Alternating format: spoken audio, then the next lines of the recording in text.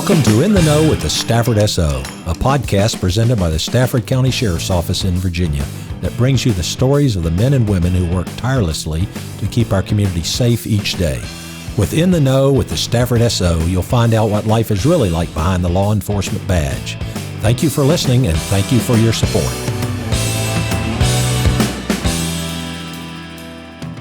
Hello, and welcome to In the Know with the Stafford SO. I am Kathy Volbrecht, your host. Today, I will be talking with Captain Michelle Gibbons of the Stafford Sheriff's Office about our peer support group, a resource to help law enforcement officers within our agency deal with stressful circumstances.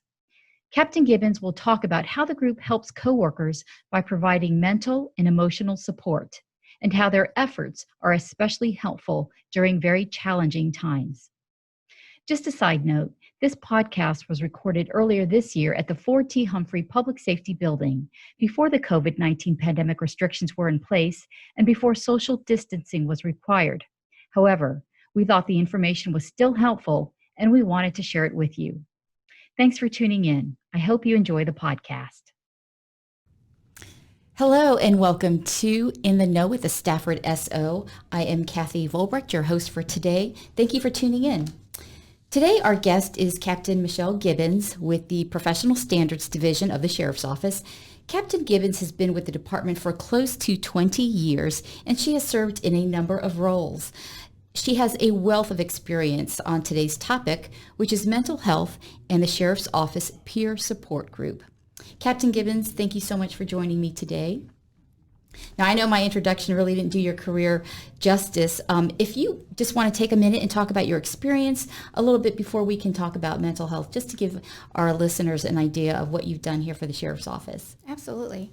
Well, thank you for having me. I've been at the agency for roughly 19 years. I started my career here as a volunteer, moved into an administrative position, and then I applied and got the position of a deputy sheriff. I worked the road in patrol for about 3.5 years before I became a detective, and then I was a detective for about 9 years in general assignment as well as major crimes.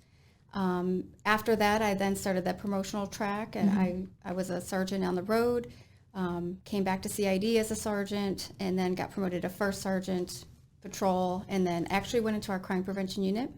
And then from there, I got promoted to first lieutenant and went to patrol, and now I'm a captain in our professional standards division. Okay. So all of that experience, you definitely know firsthand about the different stresses that a law enforcement officer faces. We know about the physical stress. We know that you have to be physically fit and living a healthy life, and that's just part of the job. But we also know that law enforcement officers, you talk about some of the mental stress, though, that our deputies might be facing here in Stafford. Absolutely. Our deputies face a variety of different stresses. We have the mental stress. We have traumatic stress from critical incidents that they're actually responding to. We also have organizational stress, just stress of the job in itself, life stress, and then the one that I think really for most people that we see is cumulative stress. Okay. And that's just over time and being exposed to things over time, that overexposure, if you will. Okay. So that's really what we see here. So is there a protocol that we follow when we know that our deputies have gone through a critical incident? Is there something that immediately starts, setting things in action to take care of them? Yes. So we have a couple different programs here at our agency. The one specifically that you're talking about would fall under our critical incident stress management team. And typically, if the deputy is involved or responds to a critical incident, and this also includes our dispatchers because they're also taking the calls. Sure. Then a lot of times it's a supervisor recognizing it's somebody from that critical incident stress management team recognizing that we had a call, or even somebody from the peer support team. We're recognizing that there was a call, and then we do a follow-up, like a quick check-in, how you doing? And then there's some incidents that do require what we would call like a CISM deployment, which is that critical incident stress management deployment, where we would actually, the folks that were involved in that specific incident would come together to do whether it would be a debriefing or a diffusing or something along those lines. Okay. Now, real quick, I wanted to just step back for a second because you mentioned our dispatchers. The mental stress that we are talking about today is focused mainly on our law enforcement, our sworn deputies, but we have our civilian staff who also have a lot of stress and challenges that they face. Can you talk about that just a little bit? Sure. I mean, the stress, yes, for the deputies that are out there actually seeing it and responding, they have their own set of stress, but the dispatchers are the ones that are taking the calls, and they hear those voices on the other end. They hear, obviously, the anxiety and the trauma that's happening and going on. And for them, they don't get the closure that the deputies do, because the deputies go out, they get to respond, they get to kind of see it to the end, where a lot of times the dispatchers, they take that initial call and then they hang up, and then they're moving on to the next call. They don't have the opportunity to kind of come to, that final closure. And then the other thing too is a lot of our employees that are civilians that read reports, they're almost being exposed to trauma vicariously just through reading some of the reports. And some incidents are very critical, some are very sensitive, especially when you're talking about crimes against children. So they're having that exposure as well. Right. But we do have something in place to help everybody here in the Sheriff's Office, and you had mentioned it before. That's our peer support group. If you could talk a little bit about that. Why was it formed? Who's on it? And what exactly do they do? Yes. So our peer support team was formed a few years ago. I will say, it's certainly a team and a process because it's always ongoing. We're always learning. We're always trying to do research. How can we be better for a better team for our agency and for our employees? But we did start this a few years ago, and basically law enforcement had a shift. I mean, there's still the perception of we have to be tough, have tough exteriors, we can't show our emotions and that sort of thing. And sort of like that suck it up and kind of deal with it and push on.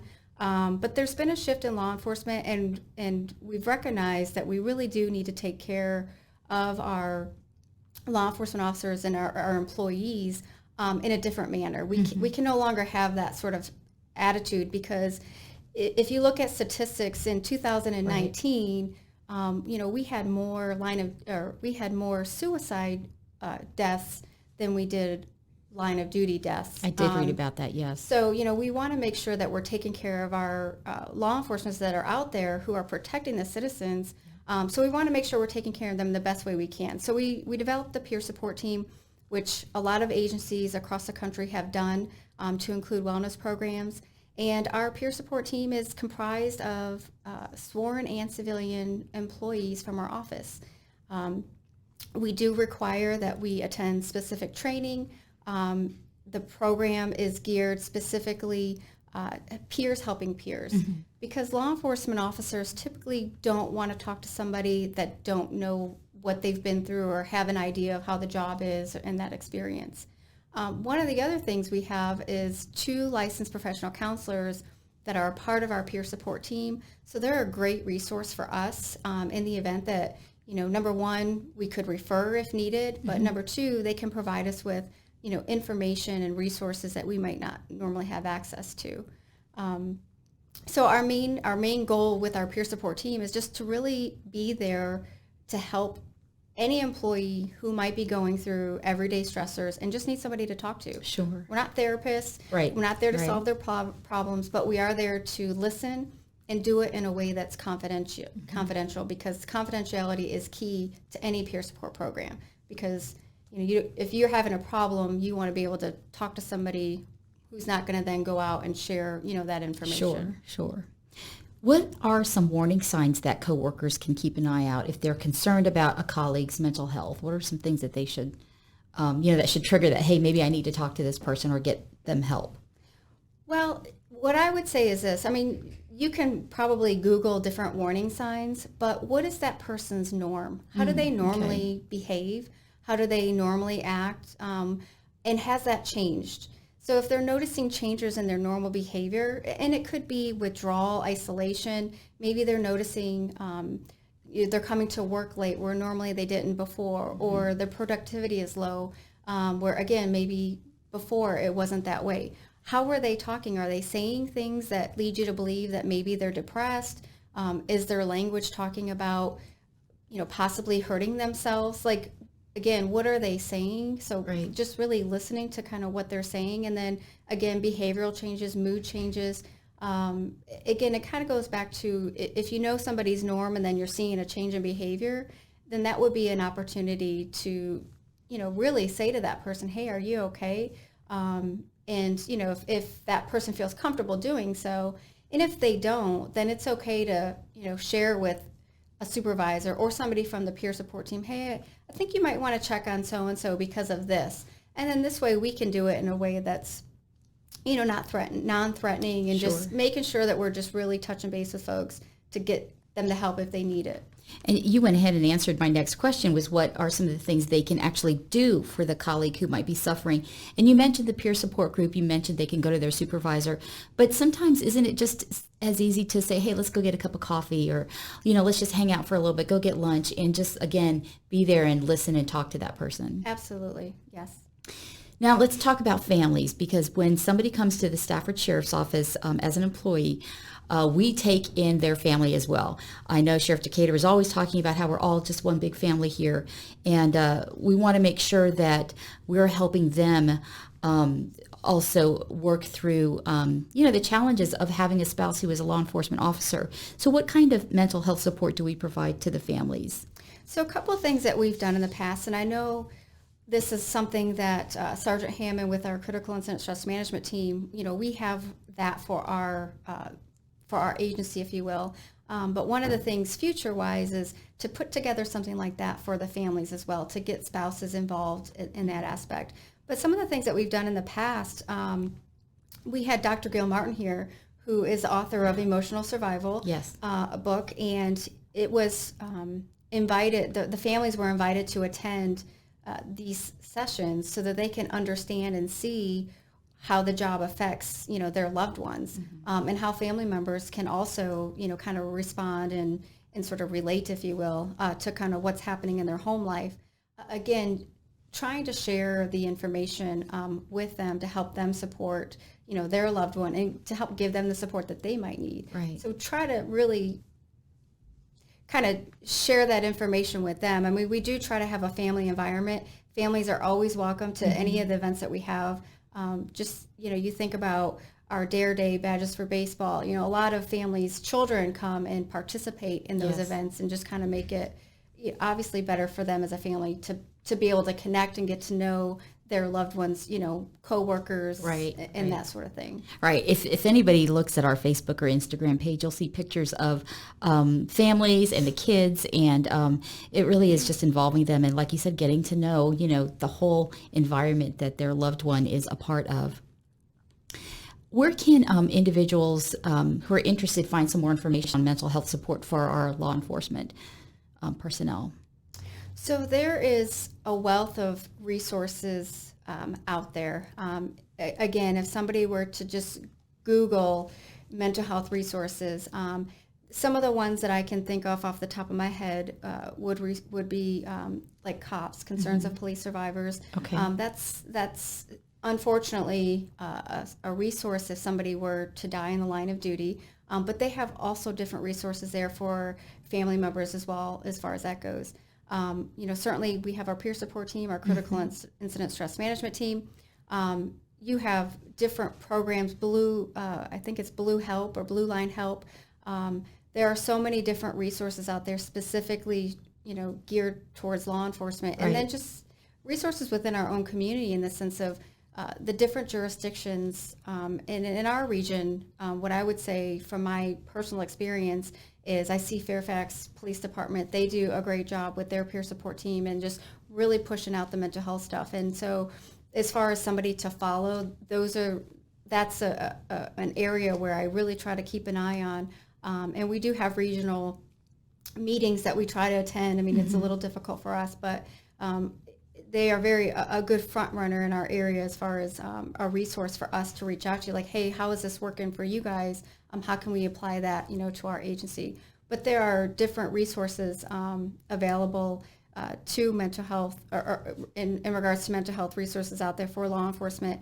We put together and compiled a list for our agency employees so that they know, okay, I'm having a difficult time, who can I call? Right. Especially if I don't want to talk to anybody within our agency. You have, EAP, which is a county resource Yes. if somebody needs a mental health provider. You certainly have, you can go to Psychology Today to look to see what mental health resources are within your own specific area, in your region. So you're not just calling somebody random. But there are 24-hour hotlines out there, Right. specifically geared, towards law enforcement. And the list can obviously go on and on, Right. but there is a plethora. It's just a matter of finding which one is right for you. Right. And I think it's so important what you said before, that, we've changed to where we're not expecting our law enforcement personnel to just suck it up and move on. It's okay to reach out. It's okay to say, hey, I'm having a little bit of a problem, or hey, my friend, my coworker is having an issue, and reach out to those individuals and just make sure they know that there is support for them, and we're here to help them. Absolutely. That wraps up this episode of In the Know with the Stafford SO. Before I sign off, I wanted to take a moment to thank all of the community groups, businesses, and organizations for their support these last few months. Every week, we have received donations of food, hand sanitizers, masks, and other cleaning supplies. Your support means so much to us and goes a long way to keeping our deputies healthy and happy.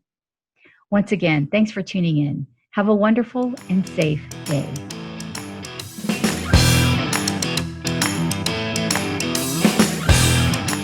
Thank you for listening to In the Know with the Stafford SO. This podcast is produced by members of the Sheriff's Office and is one more way we connect with our community. You can also find us on Facebook, Instagram, Twitter, and YouTube. Visit our website at staffordsheriff.com for details about our social media channels as well as events where you can meet our staff. Thank you for your support.